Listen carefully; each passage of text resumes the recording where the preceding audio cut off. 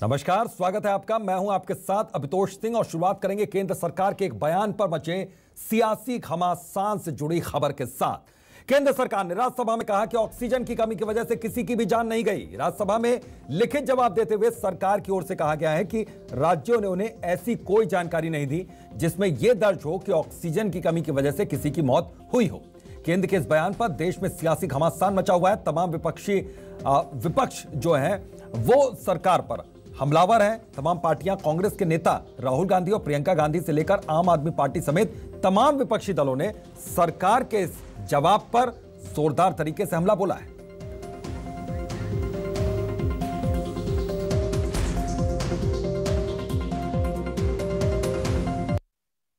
अभी थोड़े दिनों बाद ये भी कह देंगे कि कोरोना तो आया ही नहीं, पेंडेमिक तो था ही नहीं। अगर ऑक्सीजन की कमी नहीं थी, ऑक्सीजन से डेथ नहीं हुई, तो बार बार हर रोज़ दिल्ली के अंदर ही हाई कोर्ट में एक के बाद एक हॉस्पिटल जा रहे थे, रोज़ कह रहे थे कि भाई लोग ऑक्सीजन की कमी है, ऑक्सीजन की कमी से लोग डेथ हो रही है। आप लोग भी बता रहे थे, रोज़ नई नई स्टोरीज दिखा रहे थे, टीवी के ऊपर भी, अखबारों के अंदर भी, कि देखिएगा इस अस्पताल के अंदर ऑक्सीजन कम हो गई, इसकी वजह से डेथ हो गई, यहाँ पर ऑक्सीजन ख़त्म हो गई, इसकी वजह से देखो इतने लोगों की मृत्यु हुई। ये बिल्कुल असत्य है, गलत बात है। दिल्ली के अंदर भी और देश के अंदर भी बहुत जगह पर ऑक्सीजन की कमी से कहीं डेथ हुई। राज्य के अंदर कोई भी सरकारी अस्पताल या प्राइवेट अस्पताल जहां हमारे कोविड के लोगों का इलाज हो रहा था, किसी भी अस्पताल के बेड पे हमने ऑक्सीजन की कमी नहीं होने दी थी। जो नोएडा में हुआ, जो इंदौर में हुआ, जो गोवा में हुआ, मणिपुर में हुआ, कई लोगों की हॉस्पिटल में जाने गई हैं और ऑन द रिकॉर्ड ये बात है कि हाँ, हॉस्पिटल का मालिक कह रहा है कि हमारे यहाँ ऑक्सीजन नहीं सप्लाई होने की वजह से हमारे यहाँ 30 मौतें हो गई, 20 मौतें हो गई, एक साथ हो गई।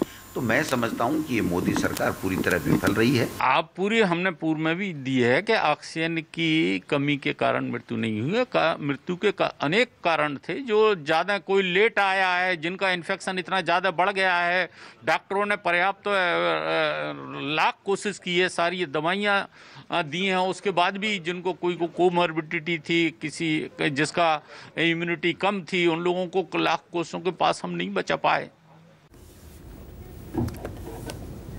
दरअसल केंद्र सरकार ने राज्यसभा में कहा है कि ऑक्सीजन की कमी की वजह से किसी की भी जान नहीं गई। राज्यसभा में लिखित जवाब देते हुए सरकार की ओर से कहा गया कि राज्यों ने उन्हें कोई ऐसी जानकारी नहीं दी जिसमें यह दर्ज हो कि ऑक्सीजन की कमी की वजह से किसी की मौत हुई हो। इस बीच मध्य प्रदेश और छत्तीसगढ़ के स्वास्थ्य मंत्रियों ने साफ तौर पर कहा कि ऑक्सीजन की कमी की वजह से किसी की भी मौत इस राज्य में नहीं हुई है। सुनिए क्या कुछ कहा उन्होंने। नहीं, देखिए, ऑक्सीजन की दिक्कत हुई थी, लेकिन उसकी पर्याप्त व्यवस्था हम लोगों ने समय पर बिल्कुल की है। जहाँ जो आवश्यकता थी उसकी पूर्ति के लिए ऑक्सीजन की वजह कमी से कोई मौत ऐसा नहीं है कि ऑक्सीजन कोई पहुंची नहीं है, उस वजह से ऐसी कोई नहीं, ऑक्सीजन की कमी के कारण कोई मृत्यु नहीं हुई। ये सही है कि ऑक्सीजन से रिपोर्टेड कमी के चलते रिपोर्टेड डेथ्स नहीं है। हम सरप्लस स्टेट रहे और प्रबंधन में कहीं ना कहीं लास्ट मिनट में कोई कहीं बैकअप कैसा था, क्या नहीं था, 2-4 मिनट का भी ऑफ हुआ हो, वरना ऑक्सीजन की कमी से डेथ छत्तीसगढ़ में रिकॉर्डेड नहीं है। ये तो सही है। इधर केंद्र सरकार ने राज्यसभा में कहा कि ऑक्सीजन कमी की वजह से किसी की भी जान नहीं गई। एमपी के स्वास्थ्य मंत्री प्रभुराम चौधरी ने भी यही बात दोहराई, लेकिन शहडोल से जो खबर सामने आई वो मंत्री जी के बयान के बिल्कुल उलट आई। शहडोल के मेडिकल कॉलेज पर कुछ लोगों ने आरोप लगाया कि उनके परिजनों की मौत ऑक्सीजन की कमी से हुई। ये सारी बातें सामने आई हैं जब सरकार की ओर से दावा किया जा रहा है कि ऑक्सीजन की कमी से किसी की मौत नहीं हुई है। तो खबर शहडोल से। कुछ लोग की डेथ हो चुकी थी और कुछ लोग तड़प रहे थे ऑक्सीजन से। ऐसे में हमको फिर बाहर किया गया। फिर हमने अपने परिवारजनों को बुलवाया घर से, हम अकेले थे तो साथ में गए। फिर तब तक हमारे भैया खत्म हो चुके थे। ठीक, तो उस वक्त जहां आपके भाई एडमिट थे वहां पर जब उनकी मौत हुई, लगभग और कितने लोगों की मौत हुई? सर पूरे मतलब जहां पे भैया थे वहां पे 7 लोग की मृत्यु हो चुकी थी और जिस वार्ड में थे पूरे आईसीयू में करीब 16-17 लोग खत्म हुए थे। देर रात उसमें जितनी बची हुई ऑक्सीजन थी खत्म हो गई। उसके अलावा हमारे यहाँ जो सेंट्रल ऑक्सीजन सिस्टम से ऑक्सीजन दिया जाता है, सिलेंडर के माध्यम से ऑक्सीजन फिर भी प्रदाय जारी रहा, लेकिन लिक्विड मेडिकल ऑक्सीजन टैंक जब खत्म हो जाता है तो उसके कारण जो दबाव ऑक्सीजन का जो बनता है वो बहुत कम बन पाता है। और फिलहाल हमारे यहाँ सभी बेड पे लगभग जो ऑक्सीजन है 62 बेड तो उसमें आईसीयू के हैं, 25 बेड प्राइवेट में है, उसके अलावा 18 एक का एचडीयू है। हर एक पे ऑक्सीजन पॉइंट चल रहा था, उसके कारण प्रेशर कम हुआ। आईसीयू में 62 सीरियस मरीज है, 6 डेथ हुई हैं। और अब खबर राजधानी रायपुर से। यहां पर टीका केंद्र का बंद होना घातक साबित हो रहा है। लगातार वैक्सीनेशन सेंटर के बंद होने से अब सेंटर में सन्नाटा पसरा हुआ है और इसी को लेकर वैक्सीन सेंटर का जायजा लिया है हमारे संवाददाता सत्या राजपूत ने। इस वक्त हम मौजूद है पंडरी जिला अस्पताल में बने कोविड सेंटर पे। यहाँ पे अब हम आज को दिखाएंगे कि सेंटरों की क्या स्थिति है, क्योंकि अभी यहाँ जो तथ्य सामने निकल कर आ रही है चौंकाने वाला है। अब राज्य के पास वैक्सीन है, वैक्सीन सेंटर पे वैक्सीन है, लेकिन लोग वैक्सीन लगवाने यहाँ नहीं आ रहे हैं। क्या कारण है, यहाँ लोगों से जाकर बात करते हैं, यहाँ पे ड्यूटी कर रहे हैं उन लोगों से। मैडम, यहाँ पे वैक्सीन सेंटर खाली है, क्या कारण है? कारण ये है कि और भी बहुत सारे जगह पे सेंटर्स ओपन हो गए हैं, उसके कारण यहाँ पर लोग बहुत कम आ रहे हैं। जब सेंटर्स बाकी जगह के क्लोज थे तो वहाँ पर ना जाने के कारण लोगों को यहीं आना पड़ रहा था जिला अस्पताल में, जिसके कारण हमारे यहाँ बहुत तादाद में लोगों की भीड़ जमा होती थी और वैक्सीनेशन हो रहा था। बट अभी और भी सेंटर्स ओपन हो गए तो यहाँ पर काफ़ी कम भीड़ हो गई है। दोपहर का समय हो चला है, कितने लोगों को अब तक वैक्सीन लगा है? अब तक टोटल 28 लोगों को लगा है, 28 लोगों को बस। पहले के आंकड़ा की बात करें तो कितना लग जाता था? पहले इतने समय तक आप ये समझ लीजिए 150 से 200 लोगों को लग जाता था। 150 लोग यहाँ आ रहे थे, उनको कोवैक्सीन का दूसरा डोज नहीं मिल पा रहा था। क्या वो दूसरा डोज उपलब्ध है अभी? अभी उपलब्ध है। अभी कोविशील्ड का फर्स्ट सेकंड दोनों डोज उपलब्ध है हमारे यहाँ, और कोवैक्सीन का भी फर्स्ट और सेकंड दोनों डोज उपलब्ध है। यहाँ भी और ड्यूटी में तैनात लोग हैं, उनसे हम बातचीत करते हैं। कितने लोगों को लगा चुके हैं अभी तक वैक्सीन? अभी तक 28 लोग को लग चुका है। कोवैक्सीन कोविशील्ड फर्स्ट और सेकंड दोनों लगा है। वैक्सीन लगने के बाद आज तक आप ड्यूटी लगातार कर रहे हैं वैक्सीनेशन अभियान में, कोई रिएक्शन देखने को मिला है लोगों से? जी नहीं, अभी तक तो ऐसा कुछ रिएक्शन या कोई क्रिटिकल प्रॉब्लम किसी पेशेंट को नहीं हुआ है किसी प्रकार का। वैक्सीन को लेकर क्या कहेंगे, लोगों को जल्दी से जल्दी लगवाना चाहिए कि नहीं? अभी तक तो लगवाना चाहिए, क्योंकि बहुत लोग अभी बचे हुए हैं। वैक्सीन लगवाएंगे तभी तो ठीक रहेगा ना। तो इस तरह जो बातें सामने आ रही है वो बिल्कुल चौंकाने वाली है, क्योंकि लक्ष्य बहुत बड़ा है। अगर हम युवा वर्ग की बात करें तो 1,34,00,000 को वैक्सीन लगाना है, लेकिन अभी 20 लाख लोगों को ही वैक्सीन लगा है। और स्थिति ये है कि वैक्सीन सेंटर सन्नाटा है, तो कहीं ना कहीं लोगों में भ्रम की स्थिति में है। या तो लोगों को ये पता नहीं है कि वैक्सीन सेंटर में बार बार आने से उनको वैक्सीन नहीं लगने की वजह से उनको लग रहा है कि वैक्सीन सेंटर में टीका नहीं है, तो लोग नहीं आ रहे हैं। एक वजह और सामने आ रही है कि वैक्सीन सेंटर हैं कई सारे बन गए हैं, तो वहाँ लोग बढ़ जा रहे हैं, तो ये सेंटर में जो संख्या है वो कमी आ रही है। कैमरामैन रेखराम के साथ सत्या राजपूत, न्यूज़ 24 रायपुर। और बात करेंगे पेगासस की। पेगासस के जरिए जासूसी के मामले पर छत्तीसगढ़ में सियासी बवाल मचा हुआ है। इस बीच मुख्यमंत्री भूपेश बघेल ने रमन सिंह पर जोरदार तरीके से हमला बोला। उन्होंने कहा कि 2017 में पेगासस के अधिकारी रायपुर आए थे, उन्होंने कुछ लोगों से संपर्क किया था, इससे हमने एक जांच कमेटी इस पर बनाई। पूर्व मुख्यमंत्री रमन सिंह बताएं कि वो किससे मिले, किस तरह का समझौता हुआ। पेगासस कंपनी के लोग यहाँ आए हुए थे और यहाँ कुछ लोगों से संपर्क किया गया था, तो हम लोगों ने उसकी जांच कमेटी गठित की है। और ये बात तो निश्चित है कि वो लोग आए थे, लेकिन किससे मिले, क्या बात हुई, क्या डील हुई, इसकी जानकारी अभी नहीं हो पा रही, लेकिन आए तो थे ज़रूर।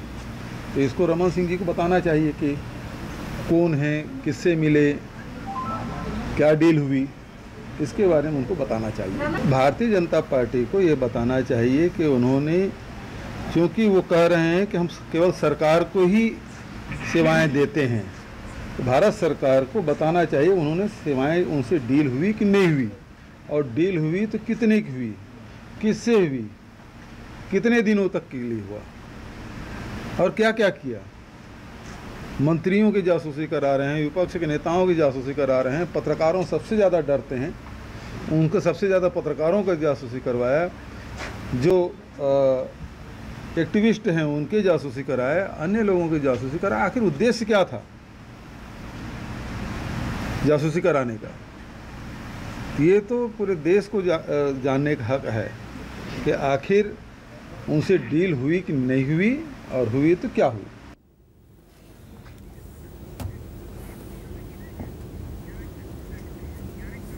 तो सीएम बघेल ने रमन सिंह पर हमला बोला है। उन्होंने कहा कि पूर्व सीएम बताएं, रमन सिंह बताएं कि क्या बात हुई है, क्या डील हुई है, वो जवाब दें। तो ये सवाल उन्होंने पूछा है। तो पेगासस को लेकर यहां पर सियासी घमासान मचा हुआ है। छत्तीसगढ़ में भी सियासी संग्राम तेज हो चुका है।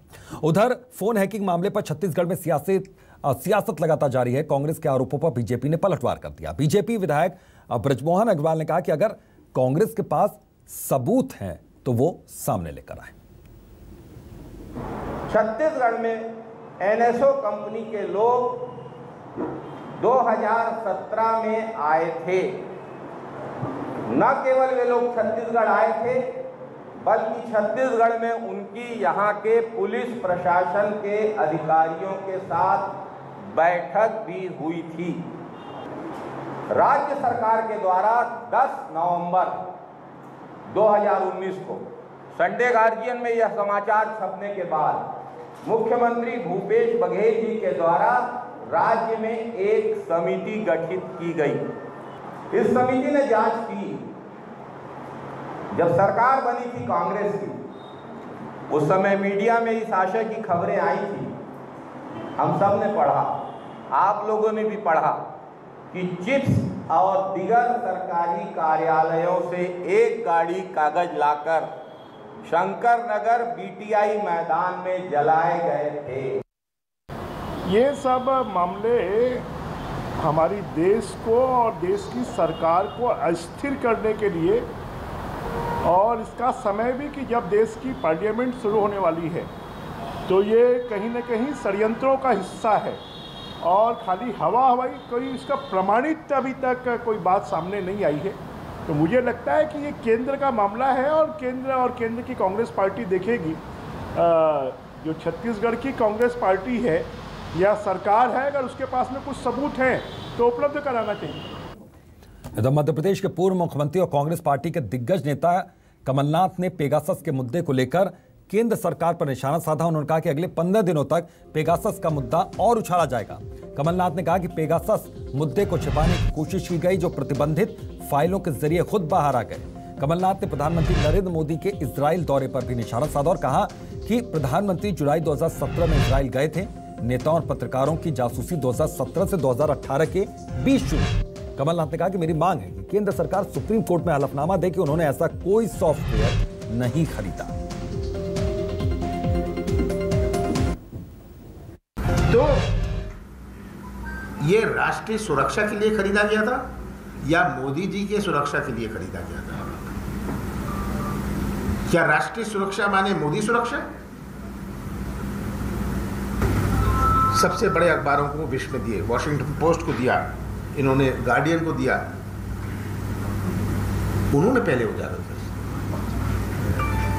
जब रात के 10 बजे उन्होंने छापना शुरू किया, तब हमारी सुबह यहां खबर आई कि वो छाप रहे। उन्होंने पहले वायर को नहीं दिया। फ्रांस ने तो इन्वेस्टिगेशन शुरू कर दी। सबसे बड़ा अगर हमला अगर हुआ है हमारे गोपनीयता पर और मौलिक अधिकारों पर, ये पिछले 3-4 दिन में आप अखबारों में पढ़ रहे हैं। पेगासस का जो मामला है, ये अगले 15 दिन में और उजागर होगा। तो पेगासस जासूसी मामले में वीडी शर्मा ने पलटवार किया कि कमलनाथ के पास कहां से लिस्ट आई है, कमलनाथ का पेगासस से क्या संबंध है, ये भी बताएं। देश को बदनाम करने में कांग्रेसी आगे क्यों है, ये वीडी शर्मा का यहां पर कहना है। पेगासस जासूसी मामले में वीडी शर्मा ने पलटवार किया। तो बड़ी खबर है, इस वक्त की अहम खबर है। कमलनाथ जी को सवाल मैंने इसलिए किया था कि हर प्रकार की ऐसी जानकारियां जो देश के अंदर देश के खिलाफ हैं, केंद्र सरकार को बदनाम करने के लिए हैं, या इस प्रकार की चीज़ें चाहे पेन ड्राइव हों या ऐसी जानकारियां हों या सूचियां हों, ये इन्हीं के पास क्यों आती हैं? अगर आपके पास आती हैं तो इसके लिए आधार क्या है? तो देश को गुमराह करने के लिए झूठ बोल करके एक प्रेशर टैक्टिक्स अपनाना, ये इनका एक स्वाभाविक नेचर बन गया, इसलिए मैंने प्रश्न किया था कि ये सूचियां सब आपके पास ही क्यों आती हैं। इधर दिल्ली में केंद्रीय मंत्री ज्योतिरादित्य सिंधिया ने आज अमित शाह से मुलाकात की और इस मुलाकात को लेकर ज्योतिरादित्य सिंधिया ने ट्वीट भी किया। उन्होंने अपने ट्वीट में लिखा कि केंद्रीय गृह एवं सहकारिता मंत्री आदरणीय अमित शाह जी से सौजन्य भेंट कर उनका मार्गदर्शन प्राप्त किया। तो तस्वीर भी साझा की ट्वीट के जरिए। शाह से मिले सिंधिया, श्री अमित शाह जी से सौजन्य भेंट कर उनका मार्गदर्शन प्राप्त किया। तो श्री अमित शाह जी से सौजन्य भेंट कर उनका मार्गदर्शन प्राप्त किया है। ये ट्वीट किया गया ज्योतिरादित्य सिंधिया की ओर से और तस्वीर भी साझा की गई, यहां पर शेयर की गई। तो अमित शाह से आज मुलाकात हुई है, कई अहम मसलों पर बात हुई है। दिल्ली में ममता बनर्जी की वर्चुअल रैली के दौरान विपक्षी एकजुटता देखने को मिली है। समाजवादी पार्टी की तरफ से सांसद जया बच्चन ने शिरकत की। जया बच्चन से बात की है न्यूज 24 संवाददाता ऋषिकेश कुमार ने। क्या कुछ कहा है उन्होंने, ये आपको सुनवाते हैं।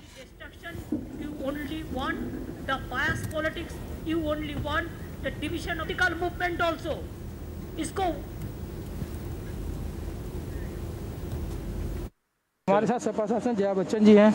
मैं ममता बनर्जी जिस तरीके से बंगाल में चुनाव जीत कर आप वहाँ स्टार प्रचारक थी, अब वो शहीद दिवस के मौके पर रैली कर रही हैं, किस तरीके से देख रहे हैं 2024 में क्या वो चेहरा होंगी क्या विपक्ष का? ये तो मुझे पता नहीं। अगर वो होना चाहती हैं, उनके पार्टी ने, अगर उनकी पार्टी के लोग यही चाहते हैं तो मैं बिल्कुल उनको सपोर्ट करूँगी, जैसे मैंने अभी बंगाल में किया था फिर करूँगी। नहीं मैम, क्योंकि अगर महिला आगे आएंगी तो इससे बड़ी खुशी की बात और क्या हो सकती है। नहीं मैम, सवाल इसलिए उठ रहे थे कि 98 से शहीद दिवस तृणमूल मनाती रही थी। इस बार जीत के बाद काफ़ी मायने में उत्तर प्रदेश में, राजस्थान में, गुजरात में, दिल्ली में इस तरीके की रैली हो रही है, तो क्या 24 में जो वैक्यूम कहा जा रहा था वो वैक्यूम ममता जी भर पाएंगे? देखिए, ये सब तो मैंने सोचा नहीं, देखा नहीं। उन्होंने बुलाया, मैं आ गई हूँ। कार्यक्रम अच्छा है, सोच अच्छी है, इसलिए आई हूँ। इसको मैं कोई पॉलिटिकल कलर नहीं देना चाहूँगी। जया बच्चन हैं और बता रही हैं कि ममता बनर्जी अच्छा काम कर रही हैं और देश किसे चाहता है आने वाला वक्त तय करेगा, लेकिन देश को बेटी चाहिए, इसमें कोई शक नहीं है। कैमरामैन अजय कुमार के साथ ऋषिकेश कुमार, न्यूज़ 24 दिल्ली। खबर भोपाल से। यहाँ पर कांग्रेस में 3 जिलाध्यक्षों की नियुक्ति की गई है। निशंक जैन यहाँ पर विदिशा के जिलाध्यक्ष बनाए गए। मनीष सिंह कुशवाहा को भिंड की जिम्मेदारी दी गई है। इसके अलावा शारदा पाठक को पन्ना का जिलाध्यक्ष बनाया गया है। तो निशंक जैन विदिशा के जिलाध्यक्ष बनाए गए। इसके अलावा मनीष सिंह कुशवाहा को भिंड की जिम्मेदारी दी गई है। हालांकि इस बीच में भिंड जिला कांग्रेस में बड़ा उलटफेर हुआ है। मान सिंह कुशवाहा को यहां पर जिलाध्यक्ष बना दिया गया। जय श्री राम बघेल को गोविंद सिंह का विरोध करना, यह कहा जा रहा है कि भारी पड़ गया, बीजेपी में वो शामिल हो सकते हैं। तो ये सूत्रों के हवाले से बड़ी खबर आ रही है। पन्ना और विदिशा के भी जिलाध्यक्ष बदले गए हैं, जैसा कि हमने पहले ही आपको ये जानकारी दे दी है। पन्ना में शारदा पाठक, विदिशा में निशांत जैन जिलाध्यक्ष बनाए गए।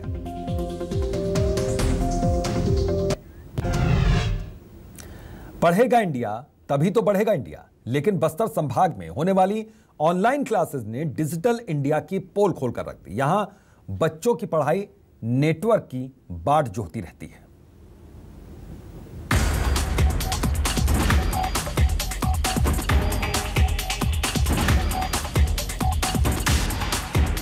कोरोना काल में स्कूली शिक्षा पर बहुत बुरा असर पड़ा है। खासकर बस्तर के ग्रामीण अंचल में पिछले कुछ महीनों से शिक्षा पर बुरी तरह से प्रभाव पड़ा है। बात करें सुकमा, बीजापुर, नारायणपुर की, तो वहां बच्चों की शिक्षा पर बहुत बुरा प्रभाव पड़ा है और इसके पीछे वजह नक्सल प्रभावित इलाकों में मोबाइल नेटवर्क का ना होना है और साथ ही गरीब आदिवासी परिवारों के पास स्मार्टफोन का अभाव भी है, जिसका असर बच्चों की पढ़ाई पर हो रहा है। कोरोना काल में स्कूल मोबाइल तक सीमित हो गए हैं। बच्चों को बस ऑनलाइन क्लासेस का ही सहारा है, लेकिन जहाँ सुविधाओं का अभाव हो वहाँ ऑनलाइन शिक्षा किसी सपने से कम नहीं। नेटवर्क नहीं होने के चलते यहाँ विकल्प के तौर पर मोहल्ला क्लास करने के निर्देश दिए गए थे, लेकिन जहाँ मोहल्ला क्लासेस लगाई जाती थी वहाँ भी नेटवर्क की समस्या है। ऐसे में बच्चे शिक्षा से वंचित होते जा रहे हैं। पिछले 2 सालों से बस्तर संभाग में साक्षरता प्रतिशत में भी काफी कमी आई है।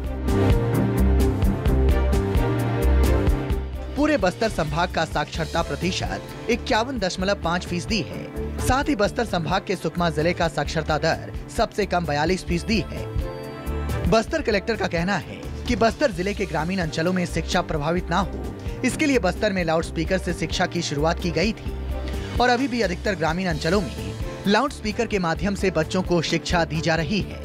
वहीं जिन क्षेत्रों में मोबाइल नेटवर्क नहीं है, उन क्षेत्रों में मोहल्ला क्लास भी संचालित किया जा रहा है और बाकायदा बच्चे इस मोहल्ला क्लास में शामिल भी हो रहे हैं।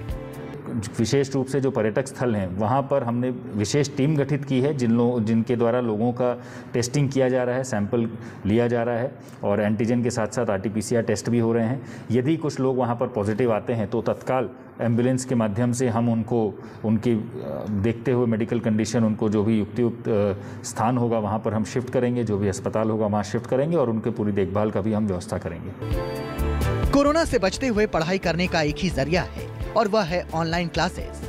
लेकिन बस्तर संभाग में ऑनलाइन पढ़ाई तभी संभव है जब नेटवर्क मजबूत हो। जाहिर है सरकार को इस ओर ध्यान देने की भी जरूरत है ताकि बच्चों की पढ़ाई के साथ कोई समझौता ना होने पाए। जगदलपुर से आशुतोष तिवारी के साथ न्यूज़ 24 मध्य प्रदेश छत्तीसगढ़।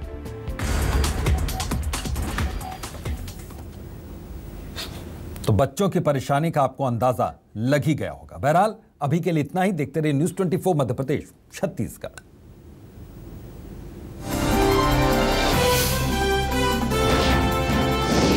न्यूज़ 24 मध्य प्रदेश छत्तीसगढ़, आपकी बात सच के साथ।